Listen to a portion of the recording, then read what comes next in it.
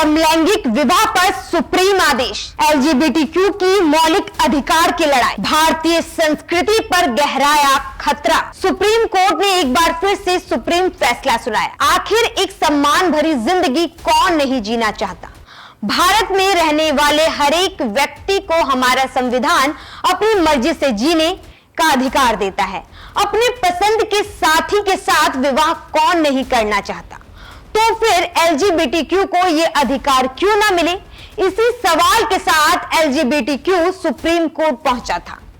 20 याचिकाकर्ताओं ने समलैंगिक विवाह को कानूनी और स्पेशल स्टेटस के साथ अपने रिलेशनशिप को मान्यता देने की मांग की थी। नमस्कार, मैं हूं आपके साथ कामिनी झा और आप देख रहे हैं न्यूज वन इंडिया। इस याचिका में मुख्य याचिकाकर्ता थे सुप्रीमो और अभय डांग।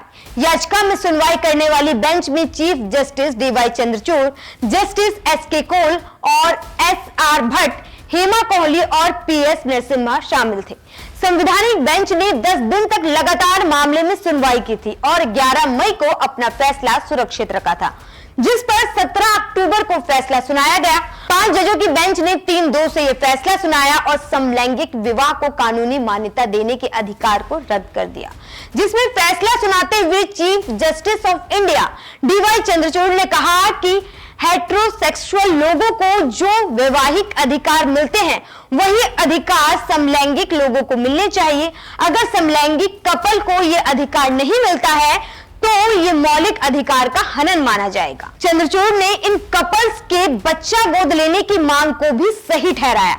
वहीं चीफ जस्टिस ऑफ इंडिया के बच्चा गोद लेने वाले फैसले को जस्टिस एसके कौल ने समर्थन दिया, लेकिन बाकी 3 जज सहमत नहीं हुए।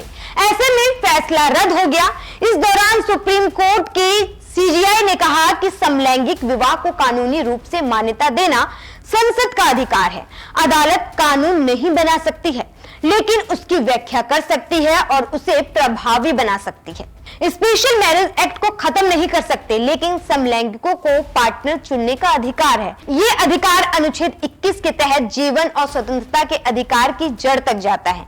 आपको आम भाषा में समझाएं तो chief justice of India same sex marriage को मान्यता देने के पक्ष में थे और जस्टिस कौल भी उनका समर्थन कर रहे थे, लेकिन यहां भी एसआर भट्ट, हेमा कोहली और पीएस नरसिम्हा ने विरोध किया।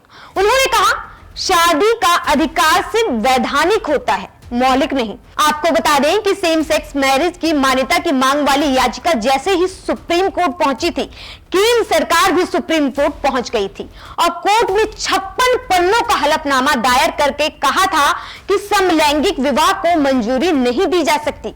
केंद्र की मोदी सरकार का कहना है कि सेम सेक्स मैरिज भारतीय परिवार की अवधारणा, पति पत्नी और उनसे पैदा होने वाले बच्चे की अवधारणा के खिलाफ है। केंद्र सरकार ने कहा कि शादी का कॉन्सेप्ट शुरुआत से ही 2 विपरीत लिंग से है।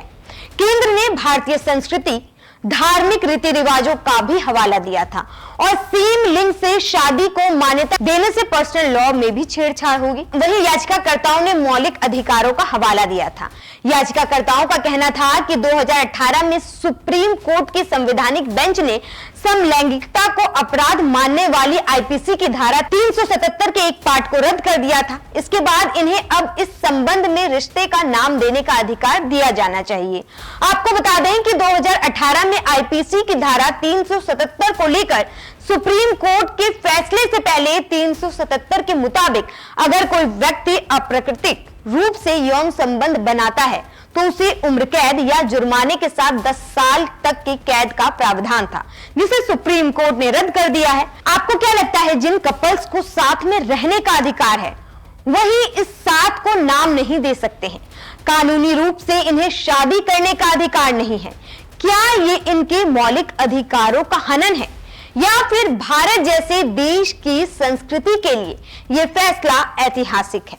इस मुद्दे पर आपकी क्या राय है, हमें कमेंट बॉक्स में जरूर बताएं और इसी तरह के तमाम खबरों और वीडियो को देखने के लिए हमारे YouTube चैनल को सब्सक्राइब कीजिए। नमस्कार।